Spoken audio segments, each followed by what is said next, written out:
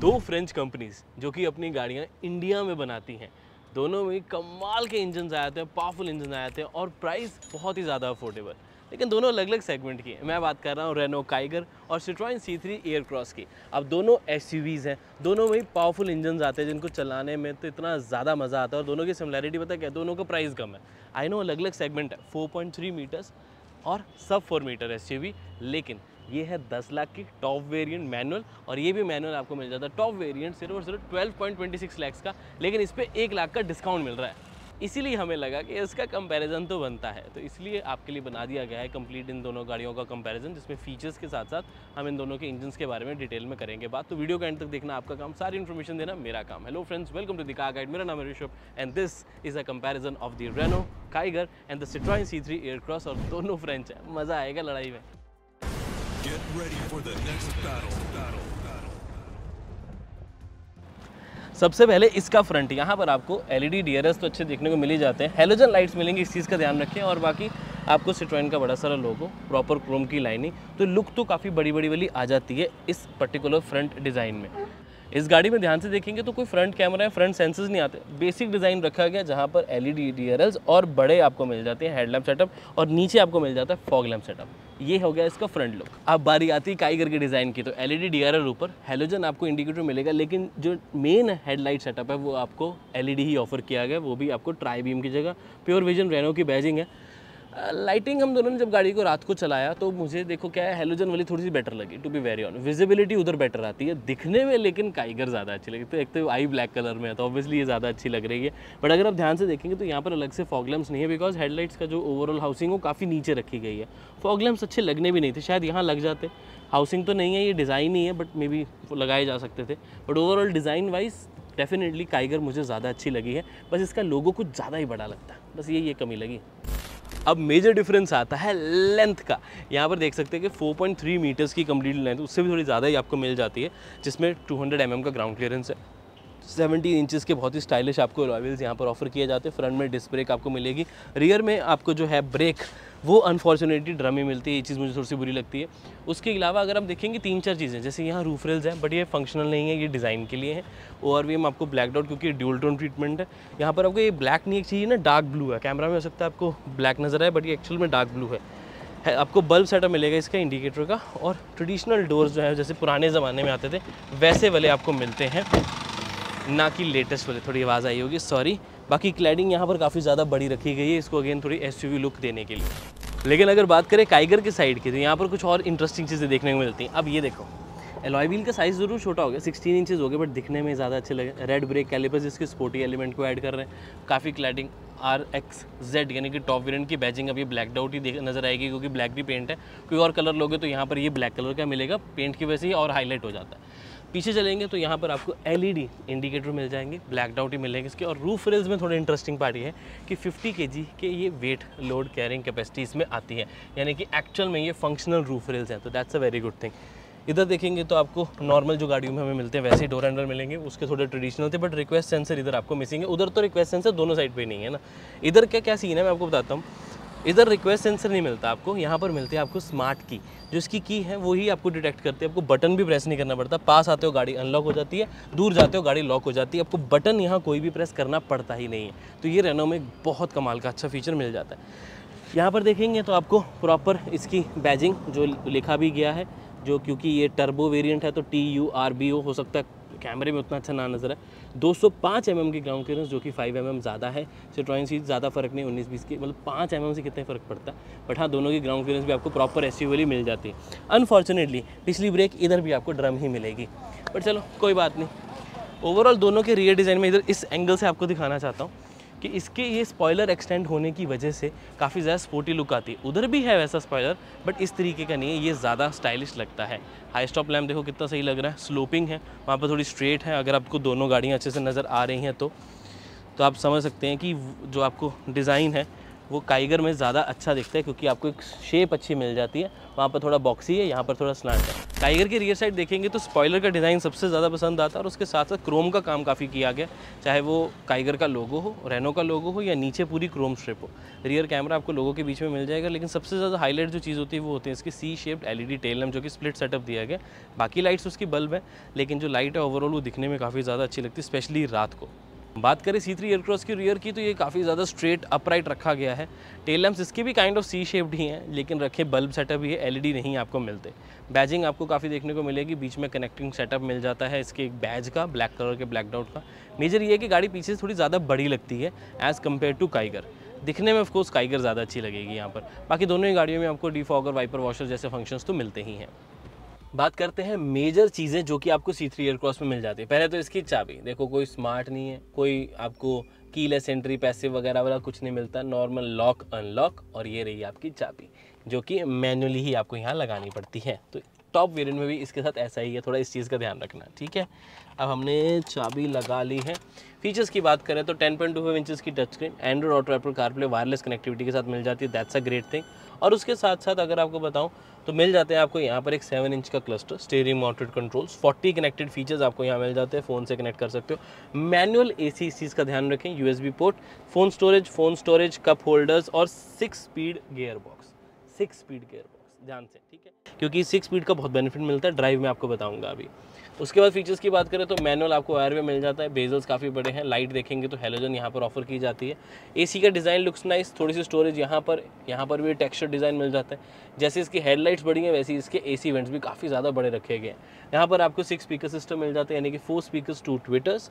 और उसके अलावा ज़रूरी और कौन से होते हैं, 2 एयर बैग। ये थोड़ा सा बुरा लगता है कि टॉप वेरिएंट में भी सिर्फ 2 ही एयर बैग है। सनरूफ वगैरह दोनों ही गाड़ियों में नहीं है, बट इसमें जो चीज़ अच्छी है वो आपको बताता हूँ कि सिटिंग पोजीशन, कंफर्ट, हैंडलिंग, वो सब बढ़िया लगता है आपको। इनफैक्ट इसकी आर्मरेस्ट भी आपको काफ़ी अच्छे तरीके से मिल जाती है। पावर विंडो के कंट्रोल्स यहाँ पीछे है, और स्पेस अच्छी है। मेजरली कहने का मतलब ये है कि स्पेस अच्छी है, पीछे तक इसकी पूरी स्टोरेज है।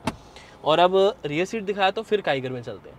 C3 एयरक्रॉस की अच्छी बात पता है क्या है, इसमें 5 सीटर वेरिएंट तो आई, 7 सीटर वेरिएंट्स भी आते हैं जिसमें सीट रिमूव भी कर सकते हो पिछली, तो उसका रिव्यू कंप्लीट देखना चाहते हो अलग से देख सकते हो। तो ये काइगर में ऑप्शन ही अवेलेबल नहीं है ना, इसमें थोड़ा सा एक्स्ट्रा पे करके ऑप्शन अवेलेबल है, सोची जा सकती है। बट चलो एक चीज़ और बताता हूँ, अब ये 1.2 लीटर है, वो 1 लीटर है, ये 3 सिलेंडर है, वो भी 3 सिलेंडर है, यानी कि काइगर भी 3, बट इसकी जो वाइब्रेशंस हैं वो उससे ज़्यादा है, क्योंकि इंजन का साइज़, सिलेंडर का ओवरऑल साइज़ तो बढ़ गया ना थोड़ा सा, तो उसकी वजह से अब शायद कैमरे में आपको ना पता लगे, बट मैं गाड़ी के अंदर वाइब्रेशंस फील कर पा रहा हूँ। थोड़ी थोड़ी सीट भी काँप रही है इसकी, ये वाली हो गई मेरे भी। अगर मैं नॉर्मली ऐसे बैठ रहा हूँ तो पता लग रहा है वाइब्रेशन, कैमरे पे नहीं पता लगेगी ना, यही तो बात है। किसी चीज़ से दिखा पाता, पानी की बोतल मेरे पास अभी बड़ी है। वाइब्रेशंस की बात करा तो देख सकते हैं कि थोड़ी थोड़ी वाइब्रेशंस हैं, हालांकि पानी वाली उतनी ज़्यादा पता नहीं लगती, बट एक्चुअल में है। अब यही चीज़ मैं काइगर में करके दिखाऊंगा तब देखना आप, मैं बिल्कुल नहीं हिल रहा, अभी बिल्कुल स्टिल बैठा हूँ, ये इंजन की ही वाइब्रेशन है। चलो फीचर्स भी देख लेते हैं। 2 USB पोर्ट, पावर विंडो के कंट्रोल्स, साथ में एक बड़ी कप होल्डर, इधर भी कप होल्डर आर्मरेस्ट के साथ, 2 हेडरेस्ट, ऊपर आपको हेलोजन लाइट मिल जाती है सेंटर में।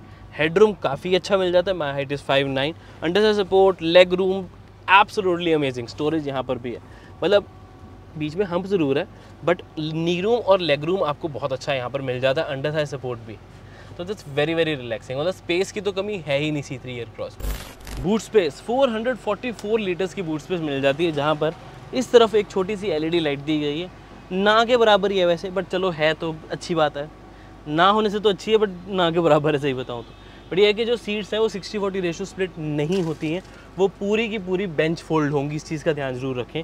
वो आपको जो अपर वेरिएंट 7 सीटर वेरिएंट होगी उसमें अलग अलग कस्टमाइजेशन ऑप्शंस मिलती हैं, बट हाँ ये है कि काफ़ी बड़ी प्रैक्टिकल बूट स्पेस यहाँ मिल जाती है, काफ़ी डीप भी जाती है, दैट्स नाइस। 444 लीटर्स गाड़ी कोई सी भी हो उसे प्रीमियम बनाते हैं एक अफोर्डेबल लग्जरी परफ्यूम्स इन्वॉल्व 1 की तरफ से। आज हमारे पास है प्योर वुड, क्या कमाल की लग्जूरियस फ्रेगरेंस है इसकी, कुछ नहीं करना, पूरी गाड़ी में सिर्फ 1 या मैक्सिमम 2 स्प्रे बहुत होते हैं, पूरी गाड़ी में फ्रेगरेंस फैल जाती है। हर कोई आपसे पूछता है कि इतनी प्रीमियम फ्रेगरेंस कौन सी है, तो याद रखना इन्वॉल्व 1। अच्छी चीज़ पता है क्या है, मेड इन इंडिया है, लीक भी बिल्कुल नहीं होते, लग्जरी तो फील कराते ही है, डिस्काउंट भी मिल रहा है, 10% कूपन कोड आपको यहाँ मिल जाएगा, कार गाइड कोड लगाएं और 10% डिस्काउंट मिल जाएगा आपको। जो काइगर है ना वो काफ़ी स्मार्ट है, ये मिल जाती है उसकी स्मार्ट की, बहुत ही छोटा है, स्मार्ट की कार्ड समझ सकते हो इसको आप, काफ़ी ज़्यादा लाइट वेट भी है। लॉक अनलॉक, लाइट्स के लिए, बूट ओपन करने के लिए बटन और रेनो का इस तरफ लोगो, और ज़्यादा कुछ नहीं मिलता। और इंटरेस्टिंग चीज़ वही लगती है कि गाड़ी को आपको लॉक अनलॉक करने के लिए बाहर से आपको रिक्वेस्ट सेंसर दबाना ही नहीं पड़ता, है ही नहीं, क्योंकि सिर्फ चाबी पास आएगी तो ये अनलॉक हो जाती है, दूर जाएगी तो गाड़ी लॉक हो जाती है। तो बटन प्रेस करने की टेंशन तो है नहीं, आप सोचोगे नहीं कि यार मैंने गाड़ी लॉक की थी या नहीं की थी, क्योंकि अपने आप हो जाएगी। जब चाबी आपकी बाहर से दूर चलेगी गाड़ी से तो गाड़ी ऑटोमेटिकली लॉक हो जाती है। लेकिन एक डिसएडवांटेज और है, पता है क्या, इसका जो लॉक अनलॉक का बटन है वो यहाँ सेंटर में दिया है, यानी कि सेंटर लॉकिंग का, वो साइड पे नहीं है। और जब आप इसको गाड़ी बंद कर देते हो, यानी कि आपने जब गाड़ी चलती चलती आपने गाड़ी रोक दी पार्किंग में, ऑफ कर दी यहाँ से पुश स्टार्ट स्टॉप बटन से, तो ये ऑटोमेटिकली अनलॉक नहीं हो रहा, ये लॉक ही रहता है। तो आपको गाड़ी से बाहर जाने के लिए इसको दोबारा प्रेस करना पड़ता है। जैसे अभी तो इसलिए नहीं हो रहा क्योंकि दरवाज़ा ये वाला खुला है, तो उस चीज़ का थोड़ा ध्यान रखें कि यहाँ से आपको एक बार गाड़ी अनलॉक करनी हो, क्योंकि यूजुअली क्या होता है जब हम गाड़ी बंद कर देते हैं तो ऑटोमेटिकली डोर्स ओपन हो जाते हैं, बट इस गाड़ी के साथ ऐसा नहीं होता, वो आपको इसको अनलॉक वाला बटन दोबारा प्रेस करना ही पड़ता है। ओके, फीचर्स 8 इंचेस की टच स्क्रीन, एंड्रॉइड और एप्पल कारप्ले, और इसकी सबसे अच्छी चीज़ एंड्रॉइड ऑटो हो चाहे एप्पल कारप्ले हो, वायर लगाने की ज़रूरत पड़ती ही नहीं, पहली बार में भी नहीं, सिर्फ ब्लूटूथ से कनेक्ट करो, ऑटोमेटिकली इसका Android auto Apple CarPlay activate हो जाता है। फ़ोन से एक बार ओके करना पड़ता है परमिशंस देने के लिए, एक बार सिर्फ आपने एक बार अपने फ़ोन से दे दी तो ऑटोमेटिकली मेरा अपने आप देखो कनेक्ट हो गया, मुझे कोई वायर वगैरह लगानी नहीं पड़ती। 7 इंच का cluster looks very very good. यहाँ पर काफ़ी ज़्यादा कलर्स हैं, जहाँ पर सिट्रॉन C3 एयरक्रॉस थी वो थोड़ी डल लगती है, लेकिन यहाँ पर आपको क्योंकि ड्राइव मोड्स भी मिल जाते हैं, इको, नॉर्मल एंड स्पोर्ट्स, तो उसकी वजह से एनिमेशन भी चेंज होती है और ज़्यादा कस्टमाइजेशन के ऑप्शंस अवेलेबल है, प्रॉपर दिखने में ज़्यादा स्पोर्टी लगती है। स्टीयरिंग माउंटेड कंट्रोल्स यहाँ भी है, बट अगेन इसका जो ओवरऑल स्टीयरिंग है वो ज़्यादा स्पोर्टी, ज़्यादा अग्रेसिव दिखने में लगता है। एक चीज़ बता दूं कि ऑल ब्लैक इंटीरियर उसका थोड़ा सा लाइट वेट, तो वो थोड़ी ज़्यादा बड़ी लगती है और है भी, यहाँ पर उतनी स्पेस आपको नहीं मिलती जितनी C3 एयरक्रॉस में मिलती है। ऑटो डिमिंग IRVM, और वो भी बेजल लेस, ये बहुत प्रीमियम फीचर लगता है। ये अभी रिसेंटली कंपनी ने इसमें ऐड किया काइगर में, जिसकी वजह से मुझे कहीं ना एक प्रीमियम वाली फील आने लग जाती है। बहुत महंगी गाड़ियों में यूजुअली होता है, तो यहाँ पर ये चीज़ बहुत अच्छा लग रहा है, ये बढ़िया। LED लाइट है। स्टोरेज की बात करें तो ऊपर भी आपको स्टोरेज मिलती है और नीचे आपको कूल्ड ग्लव बॉक्स पूरा मिल जाता है, जो कि काफ़ी ज़्यादा डीप है, that's a great thing again. और उसके साथ साथ स्पेस आपको ऊपर भी मिलती है, यहाँ पर नीचे वायरलेस चार्जर भी मिल जाता है। थोड़ा स्लो है, थोड़ा फ़ोन को गर्म भी जल्दी कर देता है, बट चलो है। USB पोर्ट, आपके पेन ड्राइव, और अगर एंड्रॉइड ऑटो एप्पल कारप्ले आपका फ़ोन सपोर्ट नहीं करता तो यूज़ करो, क्योंकि ये गाड़ी तो सपोर्ट करती है। क्रूज़ कंट्रोल का बटन इस तरफ, ड्राइव मोड्स, एम्बियंट लाइटिंग, साथ में कप होल्डर्स, उसको हिडन स्टोरेज भी दी गई है। काफ़ी बड़ा आपको प्रॉपर आर्मरेस्ट जो है मिल जाती है, और स्टोरेज भी मिल जाती है, जो कि C3 एयरक्रॉस में मिसिंग है। उसके अलावा सीट्स जो है वो थोड़ी डार्क थीम बेस्ड है, क्योंकि आपको ब्लैक और ब्राउन का कॉम्बिनेशन देखने को मिल जाता है, जिससे ठीक लग रही है। बेस ऑब्वियसली स्पेस आपको ज़्यादा प्रोवाइड करता है, ज़्यादा स्पेशियस फील कराता है। ब्लैक स्पोर्टी लगता है, बट ये उतनी स्पोर्टी लग नहीं रही है अनफॉर्चुनेटली।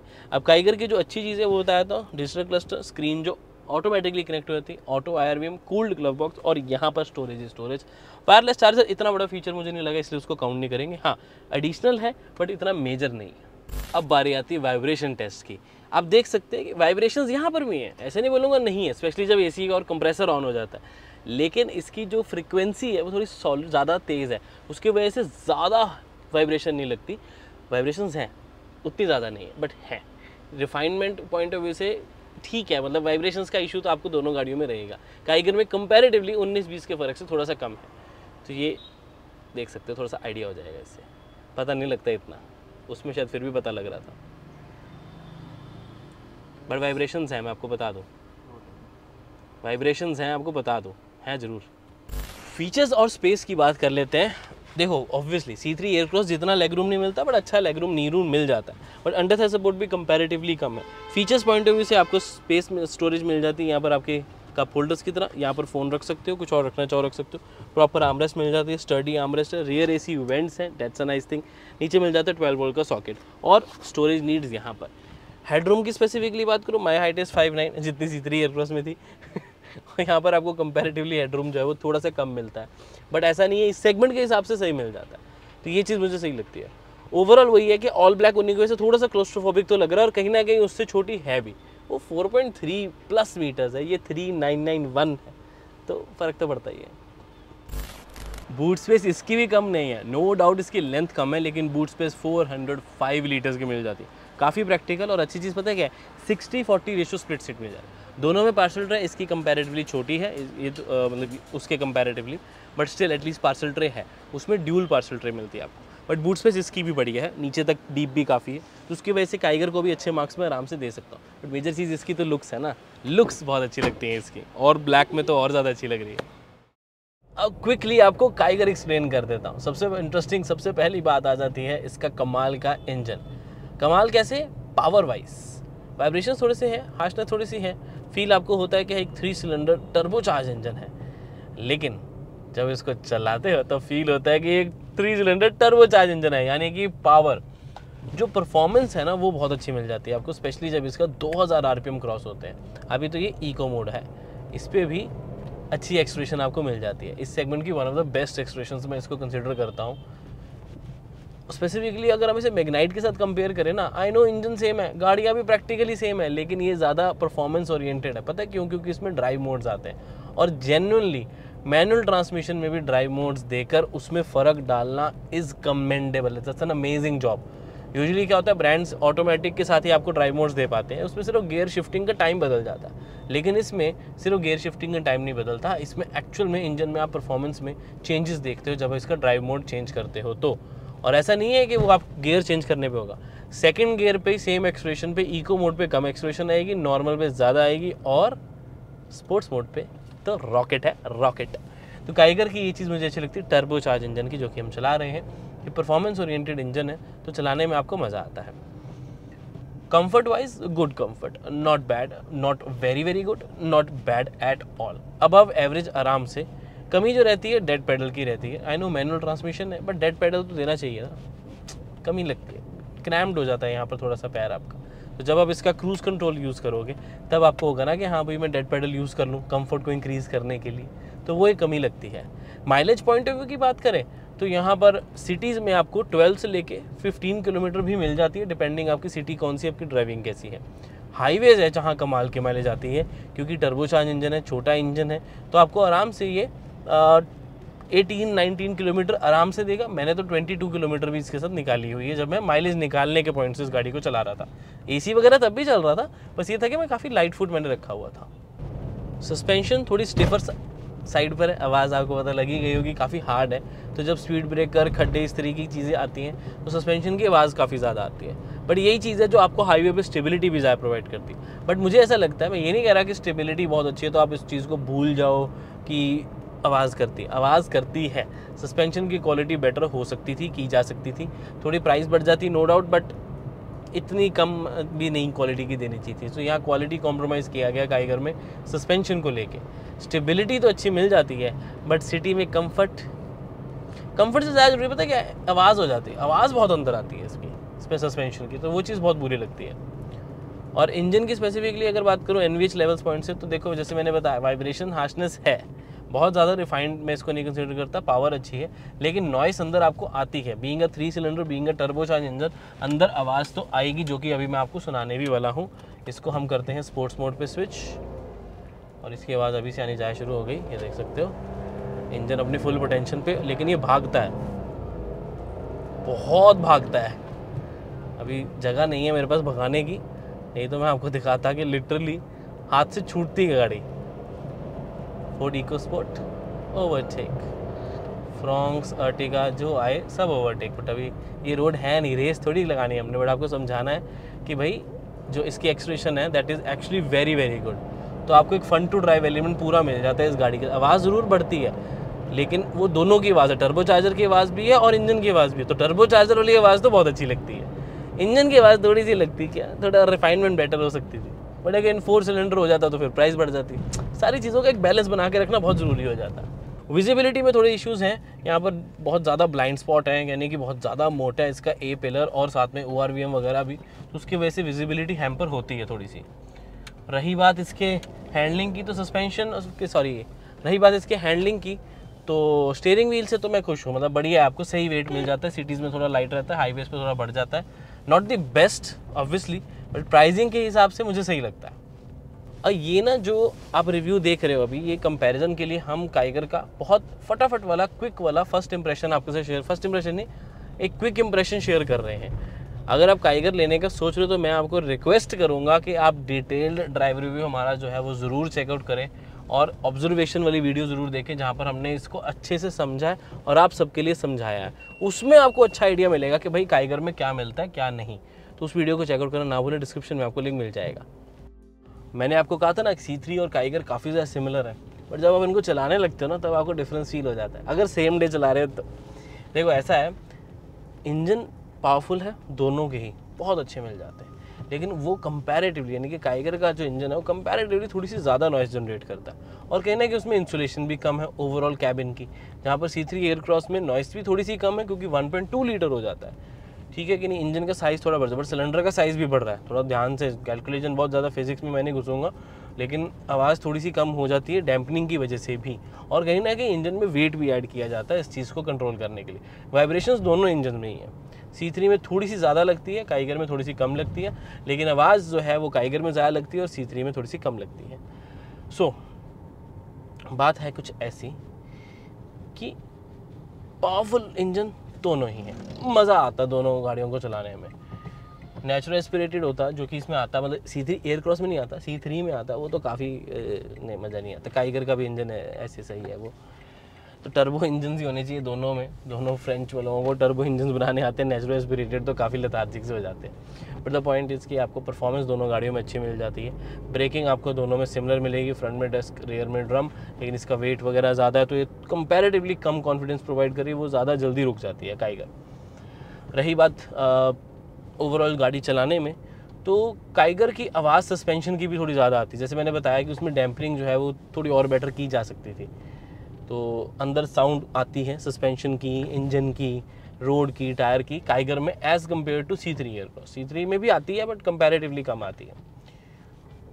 C3 की अच्छी बात ये है कि इसकी सिटिंग पोजीशन थोड़ी हाई है, कमांडिंग पोजीशन मिल जाती है, आपको लगता है कि आप किसी बड़ी गाड़ी को चला रहे हो, फील आपको वैसी आती है। That's a really good thing, मतलब काफ़ी कॉन्फिडेंस फील होता है आपको उससे। बुरी चीज़ ये है कि थोड़ी कंफर्ट थोड़ा सा कम लगता है, मेरे को काइगर ज़्यादा कंफर्टेबल लगती है, उसकी आर्मरेस्ट ज़्यादा अच्छी तरीके से प्लेस्ड है, उसके क्लच कंपैरेटिवली थोड़ा सा लाइट है, राइट पे भी आर्मरेस्ट प्रॉपर आ जाती है। इसका क्या है कि जब आप गाड़ी चला रहे हो फिर तो आर्मरेस्ट सही लगती है आपको, लेकिन जब आपको गियर शिफ्ट करने होते हैं तो आपको आर्मरेस्ट से नीचे उतर के अपने एल्बो को नीचे उतारना पड़ता है गियर चेंज करने के लिए, हैंड ब्रेक लगाने के लिए, तो वो थोड़ा सा ध्यान रखना पड़ता है। बाकी अच्छी चीज़ ये इसकी कि एक तरह से रिमूवेबल हेडरेस्ट मिल जाती है, आप उतारना चाहो तो हैंड रेस्ट सॉरी आर्मरेस्ट जो है वो मिल जाती है, अब उतारना चाहो तो इजीली उतार पाते हो, कोई दिक्कत नहीं आती। ठीक है, अभी इसको हम रख लेते हैं क्योंकि ज़्यादा तो ऐसी अच्छी लग रही है।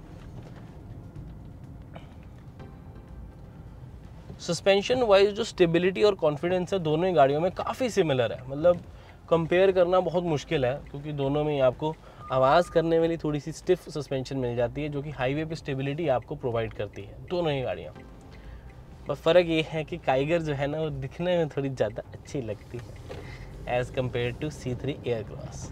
उसके हेडलाइट्स का डिज़ाइन, टेल लैंप्स का डिज़ाइन, वो सब ना हर किसी को काफ़ी अपीलिंग लगता है। और कमाल की बात ये भी है ना कि ये वाइट कलर में आई है हमारे पास, वो ब्लैक कलर में आई है, तो अलग ही लुक आता है उस गाड़ी का। अब दोनों की माइलेज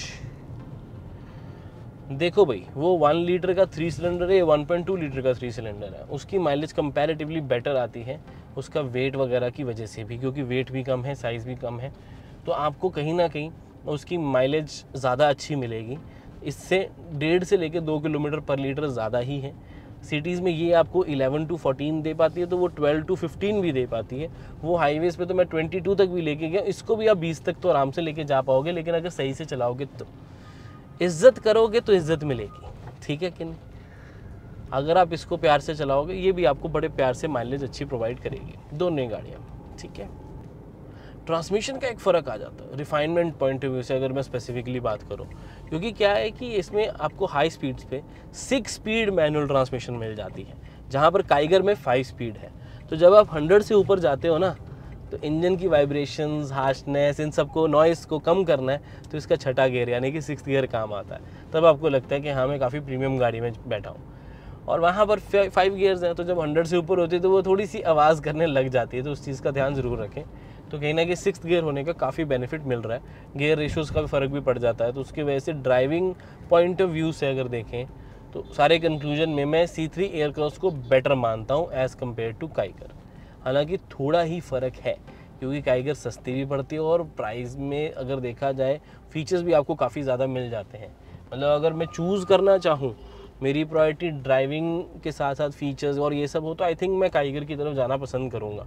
हाँ, मेरी रिक्वायरमेंट अगर स्पेस होगी, मेरे को होगा कि नहीं यार मेरे को बूट स्पेस भी ज़्यादा चाहिए, गाड़ी स्पेशियस लगनी चाहिए और 1.2 लीटर का इंजन होना चाहिए, तो फिर मैं C3 एयरक्रॉस के पास जाऊँगा। तो अब आपका क्या ओपिनियन है, क्या आप साइज़ प्रेफर करोगे या फिर फीचर्स? क्योंकि दोनों ही गाड़ियों में काफ़ी ज़्यादा सिमिलैरिटी है, इंजन दोनों के ही कमाल है। ये भी थर्ड गियर पे भी भागती है, मतलब 120 चली जाती है, ये भी थर्ड गियर पे 120 चली जाती है। लेकिन ये 5 स्पीड है, ये 6 स्पीड है, बस इतना ध्यान रख लें कि ये थोड़ा सा ज़्यादा रिफाइंड है और 1.2 लीटर होने की वजह से इसकी माइलेज जो है वो थोड़ी सी बेटर आ जाती है। ये छोटी छोटी चीज़ों का फ़र्क है। आपको क्या लगता है कि कौन सी चीज़ बेटर रहेगी, ज़्यादा फीचर्स या फिर ज़्यादा साइज़? तो ये था हमारी तरफ से comparison of both the French cars. आपको कैसी लगी दोनों एसयूवीज, नीचे कमेंट करके अपना ओपिनियन जरूर शेयर कर दें। मैं मिलता हूँ आपसे अगली वीडियो में। Till then drive safe, take care, love you guys, bye bye.